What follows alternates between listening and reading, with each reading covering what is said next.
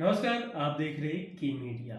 बॉलीवुड में ऐसे कई चेहरे हैं जिन्हें इंडस्ट्री में खूब नाम और शोहरत मिली, लेकिन करियर के पीक पर होने के बाद भी इन्होंने मनोरंजन जगत को टाटा बाय बाय कह दिया। ऐसी ही एक एक्ट्रेस है किमी काटकर, जिन्होंने 90 के दशक में इंडस्ट्री में कदम रखते ही तहलका मचा दिया था। कोई उन्हें टार्जन गर्ल कहकर बुलाता तो कोई जुम्मा चुम्मा गर्ल। किमी काटकर ने भले इंडस्ट्री में ज्यादा समय तक काम नहीं किया, लेकिन अपनी छोटी पारी से ही दर्शकों का दिल जीतने में कामयाब रही। लेकिन क्या आपको पता है कि इस बोल्ड अदाकारा के कितने अफेयर्स के चर्चे रहे, चाहे वो मोहनीश बहल से सगाई हो, डैनी से ब्रेकअप या फिर संजय दत्त से तहलका मचाने वाला अफेयर। आखिर कैसे इनके कारण अनिल कपूर की शादीशुदा जिंदगी बर्बाद होने के कगार पर आ गई थी? क्यों करियर के पीक पर इन्होंने बॉलीवुड इंडस्ट्री को अचानक छोड़ दिया? कैसे आनंद फानंद में साइन किया एक कॉन्ट्रैक्ट ने कर दी इनकी फजीहत? यश चोपड़ा जैसे दिग्गज के फिल्म के ऑफर को उन्होंने आखिर क्यों ठुकरा दिया? कैसे एक गाने ने इन्हें रातों रात वो शोहरत दिला दी जिसकी तमन्ना हर हीरोइन करती है, लेकिन उस गाने को सूट करना उनके लिए एक भयानक सपने जैसा क्यों साबित हुआ? फिल्म इंडस्ट्री में एक्ट्रेस के साथ होने वाले शोषण पर भी इन्होंने क्यों सवाल उठाए थे? तो चलिए शुरू करते हैं आज का सफर। लेकिन उससे पहले अगर अभी तक आपने इस चैनल को सब्सक्राइब नहीं किया है तो प्लीज सब्सक्राइब कर लें। किमी काटकर का जन्म 11 दिसंबर 1965 को मुंबई में हुआ था। इनकी मां का नाम टीना काटकर था, जिन्होंने फिल्मों में जूनियर आर्टिस्ट के तौर पर काम करने के अलावा कई फिल्मों में कॉस्ट्यूम डिजाइनर के तौर पर भी काम किया था। किमी काटकर के पिता फिल्मों में जूनियर आर्टिस्ट सप्लाई करने का काम किया करते थे। सिनेमा से जुड़े लोगों के बीच रहने के कारण किमी काटकर को भी यह दुनिया आकर्षित करने लगी थी, और इसीलिए अपनी पढ़ाई पूरी करने के बाद 17 साल की उम्र में ही इन्होंने मॉडलिंग करना शुरू कर दिया था, और तभी उन्होंने अपना नाम नयनतारा से किमी काटकर रख लिया था। किमी काटकर को फिल्मी दुनिया से रूबरू करवाने के पीछे इनकी मां का बहुत बड़ा योगदान है, क्योंकि इनकी मां अपनी बेटी को हिंदी सिनेमा की एक बड़ी अभिनेत्री के रूप में देखना चाहती थी।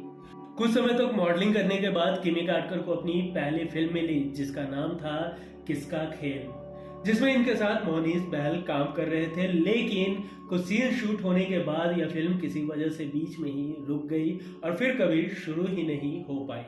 मगर इस दौरान मोहनीश बहल और किमी काटकर एक दूसरे के बहुत करीब आ गए थे, और कहा जाता है कि इन्होंने एक दूसरे से सगाई भी कर ली थी। इसके बाद साल 1985 में आई फिल्म पत्थर दिल में किमी काटकर को एक सपोर्टिंग एक्ट्रेस के तौर पर काम करने का मौका मिला, लेकिन इस फिल्म से किमी काटकर को पहचान और शोहरत नसीब नहीं हुई। इसी साल फिल्म डायरेक्टर बब्बर सुभाष अपनी नई film the adventure of torsion पर काम कर रहे थे, जिसके लिए इन्हें नए चेहरों की तलाश थी। अपनी इसी तलाश के दौरान इनकी नजर एक सिक्योरिटी गार्ड पर पड़ी, जिसके कद काठी इन्हें अपने किरदार के मुताबिक सही लगी, और इन्होंने उस सिक्योरिटी गार्ड को कुछ समय तक ट्रेनिंग दिलवाने के बाद अपनी फिल्म का हीरो चुन लिया, और इस तरह हेमंत बिरजे भारतीय सिनेमा के टार्जन बन गए। इसके बाद बब्बर सुभाष अपनी फिल्म के लिए हीरोइन की तलाश में जुट गए, जिसके चलते इन्होंने अभिनेत्री नीलम को भी इस फिल्म की कहानी सुनाई, लेकिन नीलम ने यह फिल्म करने से मना कर दिया। फिर बब्बर सुभाष को किमी काटकर के बारे में पता चला, जिसने उसी साल हिंदी सिनेमा में कदम रखा था। बब्बर सुभाष किमी के पास गए और उन्हें अपनी फिल्म में साइन कर लिया। Film adventures of torsion release हुई और किमी काटकर अपने बोल्ड सीन के कारण रातों रात मशहूर हो गई, जिसके चलते उन्हें हिंदी सिनेमा में एक नए चेहरे के रूप में देखा जाने लगा था। इसके बाद किमी काटकर को कई फिल्मों में उस समय के बड़े बड़े अभिनेताओं के साथ काम करने का मौका मिला, जिसमें जितेंद्र और अनिल कपूर जैसे दिग्गज भी शामिल थे। फिल्म टार्जन तो हिट हुई, लेकिन इस फिल्म में कुछ ऐसा हुआ था जो किमी के मर्जी के खिलाफ था और एक्सीडेंट के तौर पर हुआ। दरअसल फिल्म की शूटिंग के लिए किमी को छोटे छोटे और झीनी तन झलकाऊ कपड़े पहनने को दिए गए। जब किमी इसे पहनने से इनकार करने लगी, तब डायरेक्टर बब्बर सुभाष ने वो कॉन्ट्रैक्ट दिखाया जिस पर किमी बिना पढ़े साइन कर चुकी थी। कॉन्ट्रैक्ट में साफ लिखा था कि फिल्म में इस तरह के सीन देने होंगे, इसलिए वो कुछ कर भी नहीं सकती थी। एक दिन किमी पर स्विमिंग पूल में एक सीन फिल्माया जाना था, और इस सीन के लिए किमी को बिना किसी इनरवियर के एक पतली सी झीनी टॉप पहनने को दी गई। जैसे ही किमी इस ड्रेस को पहनकर स्विमिंग पूल में उतरी, उनका ये ड्रेस स्लिप हो गया और किमी नग्न अवस्था में आ गई। कैमरे में ये सीन तो कैद हो ही गया था। बी सुभाष के लिए तो ये एक सोने पे सुहागा वाला मौका था, लेकिन किमी और उनकी माँ बी सुभाष से इस सीन को फिल्म में नहीं डालने की रिक्वेस्ट करने लगी। जब वो नहीं माने तो ये मामला प्रेस के रास्ते कोर्ट तक पहुंच गया, जहां बी सुभाष ने किमी का साइन किया हुआ कॉन्ट्रैक्ट दिखाया। इससे पहले कि कोर्ट का कोई फैसला आता, बब्बर सुभाष फिल्म को पूरी कर रिलीज कर दिए। अब क्या था, तहलका मच गया और किमी का वो सीन हर किसी के नजरों में बस गया। टार्जन हिट होते ही अब किमी का नाम हेमंत बिरजे के साथ भी जुड़ने लगा, लेकिन जिस तरह से फिल्मों में किमी काटकर के हीरो बदल रहे थे, उसी तरह से इनके बॉयफ्रेंड के नाम भी बदल रहे थे। किमी काटकर के बढ़ते करियर के साथ साथ इनके अफेयर्स की खबरें भी सिनेमाई गलियारों में चर्चा का विषय बन गई थी। गोविंदा और डैनी के साथ साथ अनिल कपूर और संजय दत्त जैसे बड़े अभिनेताओं के साथ इनकी नजदीकियों के चलते उस समय किमी काटकर ने रियल लाइफ में भी एक बोल्ड अभिनेत्री का तमगा हासिल कर लिया था। किमी काटकर के साथ अपने संबंधों को संजय दत्त ने भी कई इंटरव्यूज में स्वीकार किया है और कहा है कि उन्हें किमी के साथ बातें करना और उनकी माँ के हाथ का खाना बहुत पसंद था। लेकिन संजय दत्त को किमी काटकर का अन्य अभिनेताओं के साथ अधिक घुलना मिलना रास नहीं आया और इसलिए संजय दत्त और किमी काटकर एक दूसरे से अलग हो गए। किमी काटकर की जोड़ी को गोविंदा के साथ सबसे ज्यादा पसंद किया जाता था, जिनके साथ किमी ने मेरा लहू, जैसी करनी वैसी भरनी और दरिया दिल जैसी लगभग 6 फिल्मों में काम किया था। संजय दत्त से अलग होने के बाद किमी का नाम डैनी के साथ जुड़ने लगा। इन दोनों के अफेयर की खबरें जोरों पर थी, लेकिन ये रिश्ता भी ज्यादा नहीं चल पाया। कहा जाता है कि किमी इतनी ज्यादा हंसमुख और बेबाक थी कि हर कोई इनके नजदीक आ जाता और किमी भी उस शख्स के नजदीक हो जाती थी, और यही बात न संजय दत्त को अच्छी लगी और न ही डैनी को। किमी अक्सर अपने को एक्टर के साथ फ्लर्ट करते रहती थी। इनका यही ओवर फ्रेंडली नेचर उनके बॉयफ्रेंड को बिल्कुल नहीं भाता था। डैनी से अलग होने के बाद किमी काटकर का नाम राज बब्बर के साथ जोड़ा गया।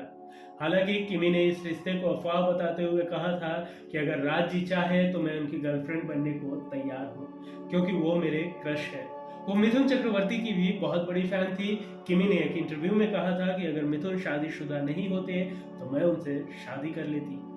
इसके अलावा सोने पे सुहागा में धर्मेंद्र और अनिल कपूर के साथ 1989 में आई फिल्म गैर कानूनी में श्रीदेवी के साथ काम करने के बाद किमी काटकर ने फिल्म खून का कर्ज में विनोद खन्ना के साथ भी काम किया था। साल 1989 में किमी काटकर की अभिमन्यु, खोज और गोला बारूद जैसी लगभग 10 फिल्में रिलीज हुई थी, जिसके बाद उन्हें हर प्रोड्यूसर अपनी फिल्में लेना चाहते थे। इसी दौरान किमी ने एक और फिल्म काला बाजार में बेहद बोल्ड सीन करते नजर आई। इस फिल्म में अनिल कपूर भी थे और कहा गया कि अनिल कपूर भी किमी के बेबाक अंदाज और हुस्न के जलवे से बच नहीं पाए और फिर दोनों बंद कमरे में लंबी लंबी सीन डिस्कस करने लगे। अनिल कपूर सेट पर न सिर्फ किमी काटकर के साथ ज्यादा समय गुजारा करते थे, बल्कि गहरे डिस्कशन भी किया करते थे। यहाँ तक कि अनिल कपूर अलग अलग प्रोड्यूसर्स को किमी का नाम भी रिकमेंड करने लगे थे।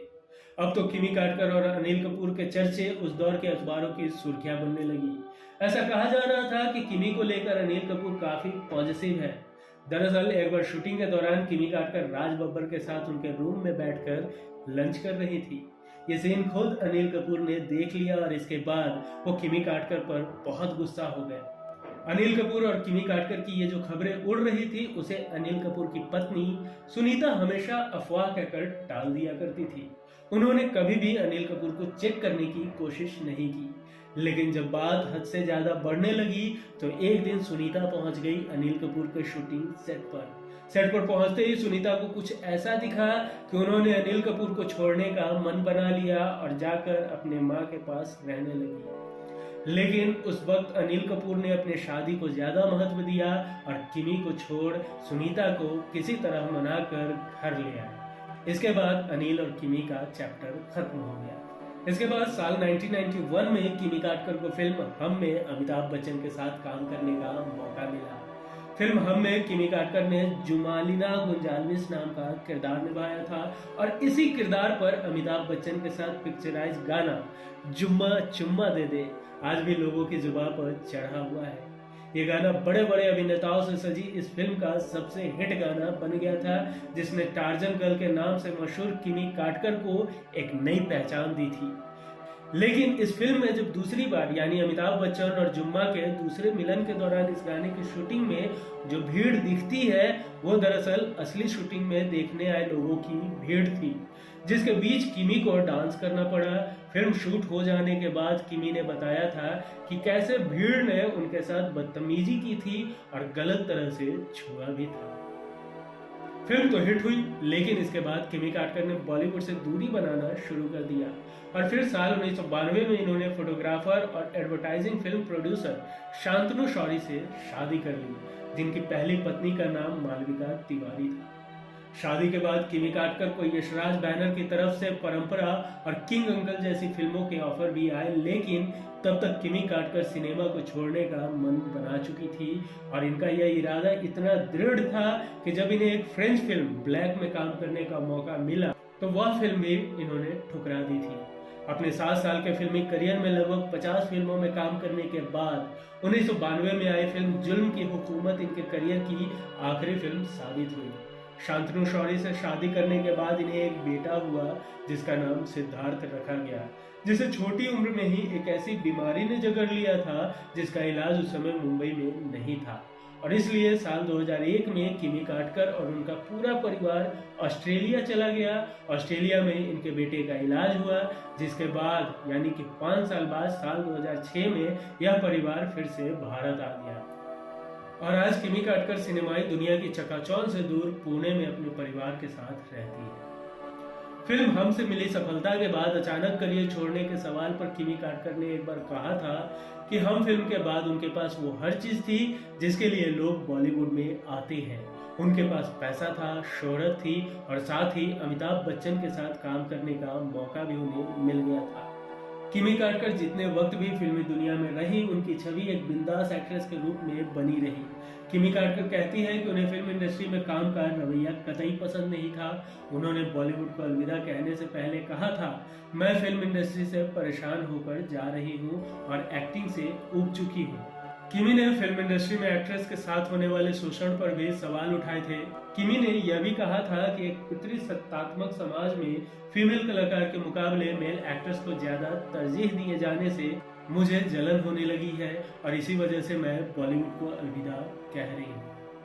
वो दौर और थी जो हमने जी लिया, ये दौर और है जो मैं जी रहा हूँ। किमी काटकर के किस्सों में आज के लिए यहीं तक। वीडियो आपको कैसा लगा हमें कमेंट कर जरूर बताएं और वीडियो पसंद आई हो तो एक लाइक जरूर कर दें। मिलेंगे अगले एपिसोड में फिर किसी दिलचस्प किस्सों के साथ, तब तक के लिए नमस्कार।